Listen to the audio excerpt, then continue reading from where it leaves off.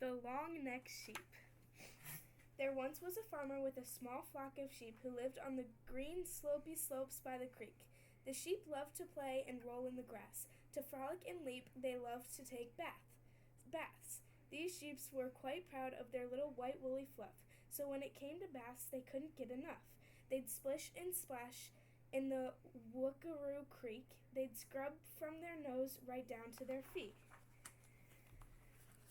One day while these sheep were all sudsing and soaking, the farmer's old truck came a-chugging and choking. Its bumpety bumped through the green grassy field. The truck chugged and lugged, then let out a squeal. It pulled up right next to the Wookaroo Creek. It pulled up next to those bathing, talking sheep. The farmer got out and he walked to the back of his old rusty truck, and then he opened the hatch. Out walked a creature so tall and so lean. This was something these sheep had never seen. It looked like a sheep with a long, lengthy neck. It had woolly fluff that was spotted and specked. The farmer patted this creature and rubbed at its nose. Then he got in his truck and away he drove. As the farmer's old truck bumped along through the pasture, the sheep stood and stared, then exploded with laughter. Those sheep laughed and laughed till their woolly sides hurt. They laughed as long-necked sheep full of dirt. "You're weird," they all shouted. "You don't look like us. Your long neck and specks look ridiculous." The long-necked sheep stood there, a tear in his eye. As the sheep left him, he started to cry. He thought to himself, "Then I am no good.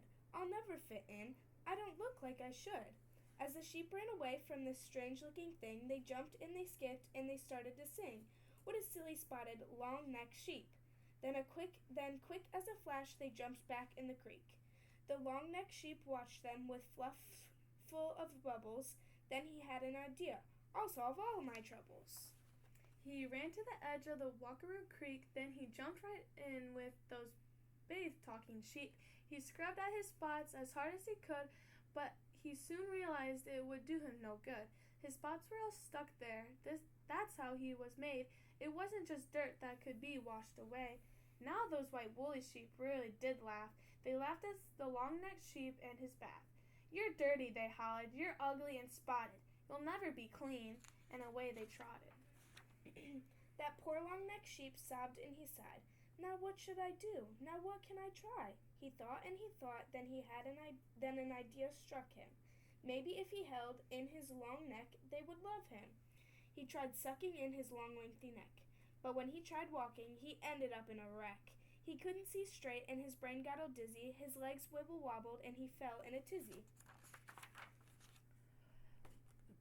The air all around him exploded with laughter. They rolled the hills of the green slopy pasture. Slowly the long-necked sheep got up and walked right through the middle of the chuckling flock.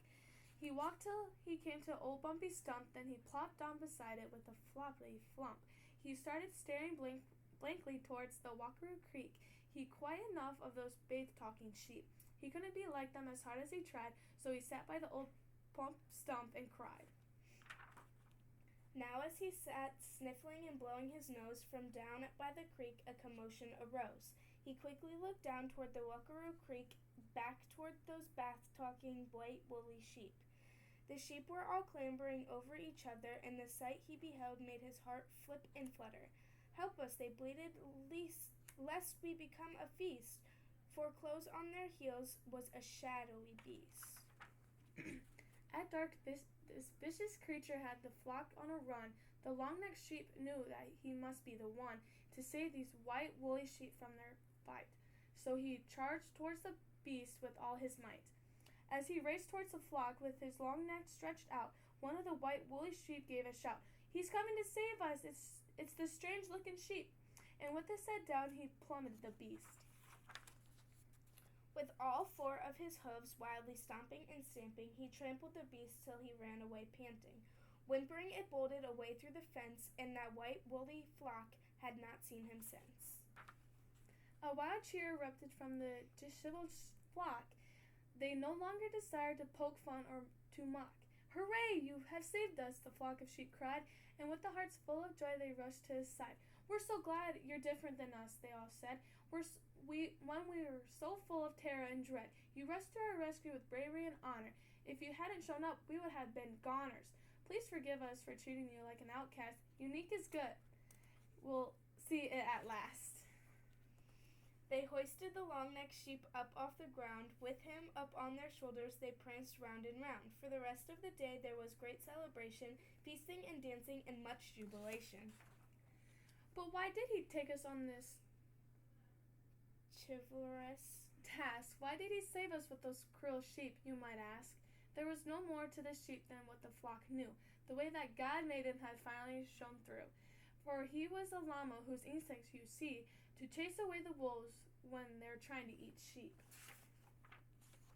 And now if you go to the green slopey slopes, you'll not only find sheep, but a llama full of soap.